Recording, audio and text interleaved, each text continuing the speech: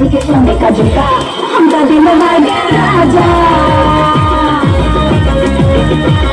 गजो हरे गोरी जमानी ये गोरी तो अब ये सुनोरी जमारे पे झुमका तू हम देव तुमका मगर एक तुमका हमका दिखलाई दो रानी